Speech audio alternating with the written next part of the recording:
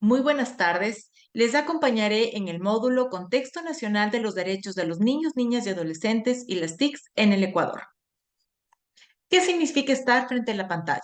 El desarrollo y penetración tecnológica demanda que sepamos actuar frente a sus riesgos o la forma de interactuar, más cuando se trata de un grupo de atención prioritaria como los niños, niñas y adolescentes. Y es que el Internet se ha convertido en una de las actividades favoritas de los niños, niñas y adolescentes, sobre un 45% que era antes la televisión. Esto se da porque a través del Internet realizan múltiples actividades, como buscar contenido, compartir fotografías, contactarse con sus pares, descargar música, películas, jugar videojuegos. El problema radica que muchas de estas actividades la hacen con una audiencia desconocida. Entonces, los niños se han convertido en agentes de cambio, lo que se conoce como nativos digitales. El entorno digital es importante saber que se mueve dentro de un paradigma cultural distinto al de los padres. No perciben claramente la diferencia entre el escenario online y offline. Se pasa de la atención focalizada anterior a la atención distribuida actualmente, puesto que están en múltiples actividades. Además, dentro del Internet se da una estructuración de su identidad y la forma como se relacionan con los demás. Ahora veamos algunas de las estadísticas que contextualizan el problema. El Ecuador tiene una población de 17.643.000 habitantes, de los cuales el 32.6% son menores de 18 años y el 9.4% menores de 5 años. En el 2020, el 53.5% de los niños menores de 15 años vivían en áreas rurales en situación de pobreza y un 32.1% en situación de extrema pobreza. La niñez y adolescencia ecuatoriana es mestiza en un 71%, 8% indígena, 7% afrodescendiente y montubia y 6% blanca. El Ecuador alberga el tercer número más alto de personas refugiadas y migrantes de Venezuela. En cuanto a la enseñanza básica de 5 a 14 años, es universal. No así la educación media, puesto que se determina que el 12.5% de los adolescentes de 15 y 17 años estuvieron fuera del sistema educativo en el 2016. Esta situación se agudizó post pandemia, dándose un fenómeno importante, puesto que en el 2021 el 25.2% de los estudiantes del sistema público no tenía acceso a Internet. ¿Desde dónde se conectan los niños, niñas y adolescentes? En Ecuador existe una penetración de Internet del 65% al 2020. El 57.2% accede desde su hogar. Pospandemia se da un giro importante, puesto que en el 2019 apenas el 13.4% tenía teléfono celular activado, mientras que en el 2020 aumentó a 21.9%. ¿A qué edad acceden los niños, niñas y adolescentes a Internet por primera vez? De acuerdo a un estudio de Kids Online, Chicos Conectados, se determinó que la edad promedio es de 10.8 años.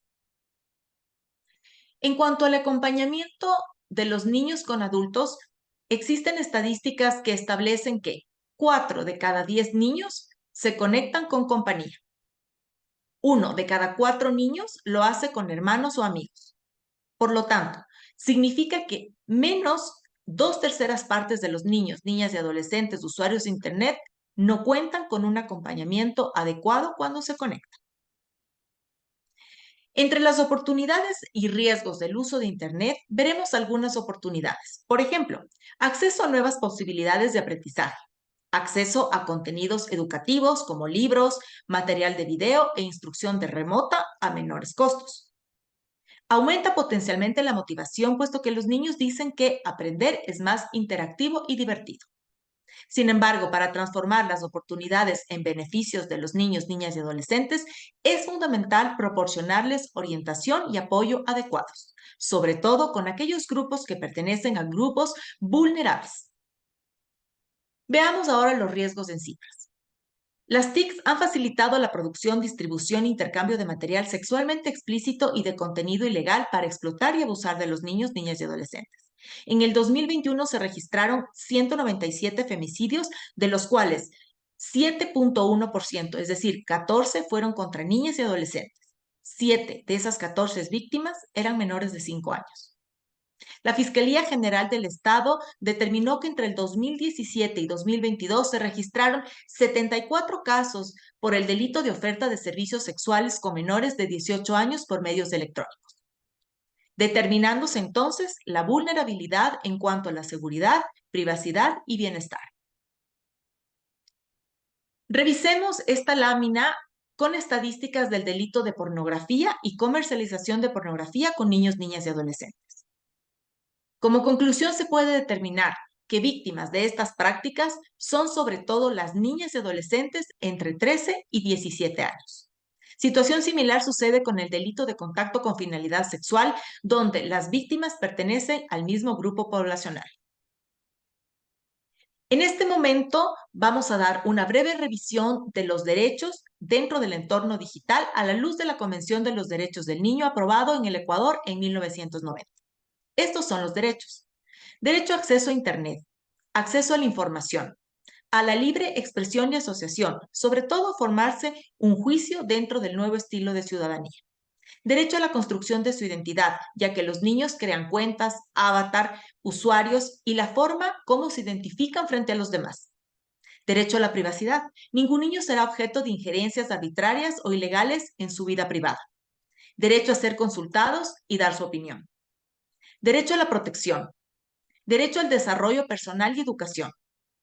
Derecho al esparcimiento, al ocio, diversión y juego mediante Internet. Derecho a la intimidad de las comunicaciones por medios electrónicos. Derecho a ser orientado por las familias. A beneficiarse y utilizar en su favor las nuevas tecnologías. Les dejo algunas preguntas para la reflexión. ¿Pasan demasiado tiempo conectados? ¿Puede causarles depresión, dependencia, obesidad? ¿Quién corre más riesgo? Y además, ¿qué podemos hacer los padres, cuidadores y gestores desde la sociedad civil para desarrollar cómo los niños de forma independiente pueden autoprotegerse? Es importante reflexionar sobre que el concepto de cuánto es demasiado resulta finalmente relativo. Y será entonces el enfoque holístico para poder entender cómo funciona la dinámica familiar, la dinámica social y las condiciones socioeconómicas los que nos dé una pauta cómo apoyar a los niños, niñas y adolescentes. Ideas claves a considerar. Dentro de nuestra gestión, tenemos que tener como eje el interés superior de los niños, niñas y adolescentes en el entorno digital. La idea de un niño controlado y vigilado se desmorona.